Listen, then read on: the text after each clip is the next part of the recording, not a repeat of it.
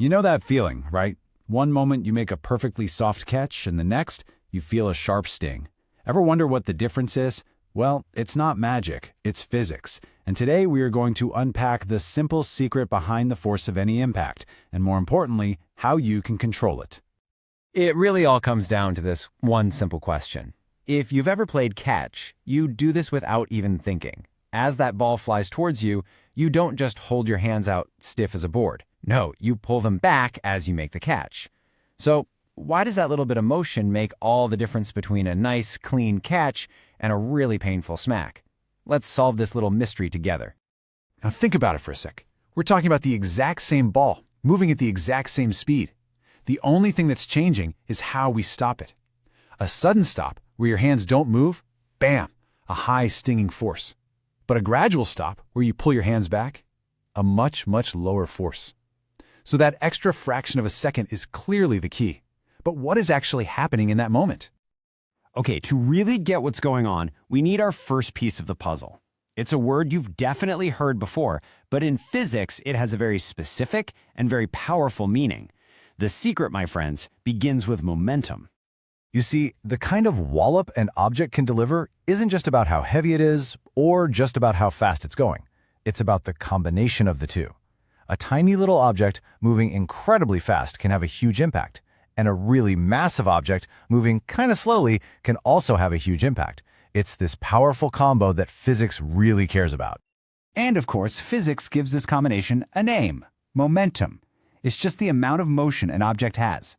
The formula is actually beautiful in its simplicity. Momentum, which we call P, is just the object's mass, m, times its velocity, v. That's it. More mass or more velocity means you get more momentum. Simple as that. A really great way to think about this is to see momentum as an object's impact potential. It's like a single number that tells you how much of a punch that object is packing, whether it's because it's super heavy, super fast, or a bit of both.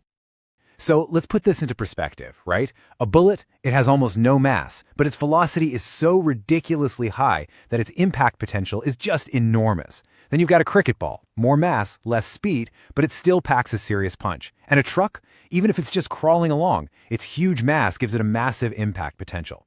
So you have three completely different objects, all dangerous for the exact same reason. They're all carrying a lot of momentum. So we've got this idea of momentum, this impact potential. But here's the twist. Momentum isn't what you actually feel. It's not what stings your hand. So what is? Well, the answer is in the relationship between force, time, and most importantly, change. And this is the crucial point, so listen close. You don't feel momentum. What you feel is the force that's required to change its momentum. When you catch that ball, your hand has to apply a force to take its momentum and bring it all the way down to zero. That sting you feel, that's the force of the change. And here it is. This is the absolute key to everything. The force you need depends on the time rate at which the momentum is changed. In other words, it's not just about the change you're making, it's about how fast you make that change. This idea is a total game changer. And of course, this isn't just some clever little observation. This is one of the most fundamental laws of the entire universe, something that connects momentum, force, and time together in one incredibly powerful equation. We're talking about Newton's second law of motion. Basically, it just says that the rate you change an object's momentum is directly tied to the force you apply. So if you want to change momentum faster, you're going to need a bigger force. And if you apply a bigger force, you're going to get a faster change in momentum. They're perfectly linked. So, how does this law lead us to the famous F equals ma? Well, it's a pretty simple chain of logic. A force causes momentum to change. The rate of that change is just the total change divided by time, right? Well, Newton's law says that rate is the force. And since the change in velocity over time is just acceleration, the whole thing simplifies down beautifully to F equals ma. It all comes from that one core idea. Force is the rate of change. And this right here, this is the secret to everything we've been talking about. For the exact same change in momentum, like stopping that cricket ball, if you make the time, the t in that equation, go up, then the force, F, has to go down. It's a seesaw. More time, less force. That's the whole trick. Okay, we have all the pieces of our puzzle. We've got momentum, we know that force is just the rate of change of momentum, and we have Newton's law to back it all up. Now let's put it all together and finally solve our original mystery. It honestly is that simple. That cricket ball is flying at you with a certain amount of momentum, and your job is to bring that momentum to zero. To do that with less force, to make it hurt less, you absolutely must increase the amount of time you take to stop it.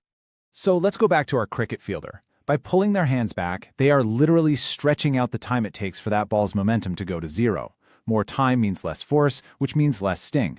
It's the exact same reason a high jumper lands on a thick mat or a bed of sand. The sand gives way, increasing the stopping time and dramatically reducing the impact force on their body. But wait a second. What about a karate expert smashing through a slab of ice? They're going for the exact opposite of a gentle landing. They want to create a massive, shattering force. So, are they somehow breaking the laws of physics? Not a chance. They are using the exact same rule, just with the opposite goal in mind. Instead of trying to make the force smaller, they are doing everything in their power to make it as big as possible.